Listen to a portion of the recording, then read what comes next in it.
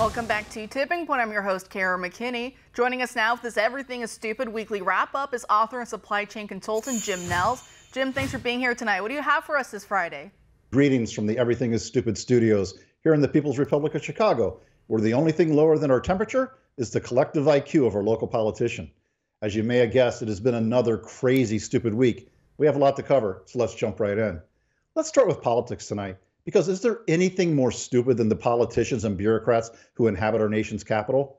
January 6th, or Patriots Day as I like to call it, oh boy, I'm going to pay for that one. I'm sure I just set off alarm bells at the NSA. But anyway, January 6th continues to be in the news.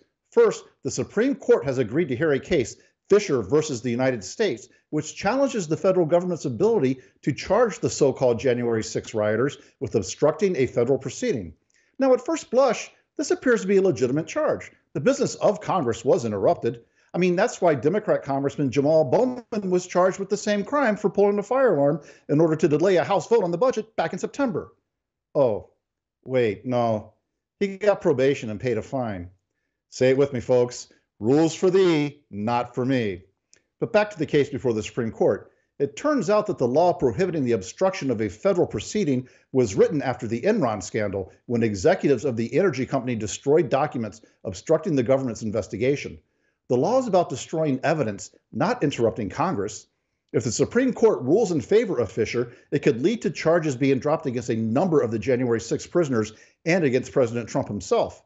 Jack Smith charged President Trump with 2 counts of obstructing federal proceedings.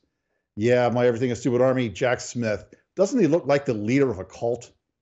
Now, Trump's federal trial is currently on hold while the court determines if Trump was covered by presidential immunity for his, in my opinion, very legal actions on January 6. After all, if presidents do not have immunity, couldn't we charge Obama with murder for using drones to kill American citizens in the Mideast without due process? Couldn't we charge President Biden for violating the 14th Amendment for giving aid and comfort to the enemy by allowing the invasion of our country by the equivalent of 1 combat infantry division of military-aged men every single day? Makes one think, doesn't it? Special Prosecutor Jack Smith held an emotional press conference to discuss the case and the possibility of having the charges against Trump thrown out. Mr. Smith, in a tearful presser, said, "It's not fair. It's not fair. President Biden promised me that I would be the next attorney general if I was able to prosecute the very bad orange man." Now, Mr. Smith did say that if those charges are tossed by the Supreme Court, he would bring new charges against the former president. He did something, Smith shouted.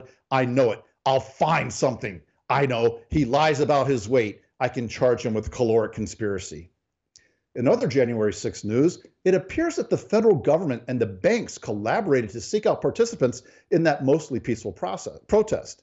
Federal investigators asked banks to search and filter customer transactions by using terms like MAGA and Trump. They also warned that the purchase of religious texts indicate extremism. The House Judiciary reported this on Wednesday. Apparently, the Treasury Department's Office of Stakeholder Integration and Engagement in the Strategic Operations of the Financial Crimes Enforcement Network, or FinCEN, and yes, ladies and gentlemen, that is an actual government agency. Well, they distributed materials to financial institutions with suggested search terms and merchant category codes, including, again, the purchase of religious texts. This is effing insane. Absolutely insane. There's a religious text in every hotel room in America. Should hotel owners be investigated for supporting an insurrection? How about houses of worship, mosques, temples, and churches? They're full of religious texts. They must be stopped. Send in the FBI. Other things that triggered investigations were people who volunteered to read to the blind, those who cook meals for people in hospice, and insurrectionists who help homeless veterans. Really, really great stuff. And the government wonders why only journalists and mimes have a lower favorability rating. Oh, and just because it falls under the category of it's sad that I'm not surprised, it appears that the pouch that the first son used to store his illegally purchased gun had, wait for it, cocaine residue on it. Now, I'll give you all a moment to climb back up off the floor and get onto the couch again.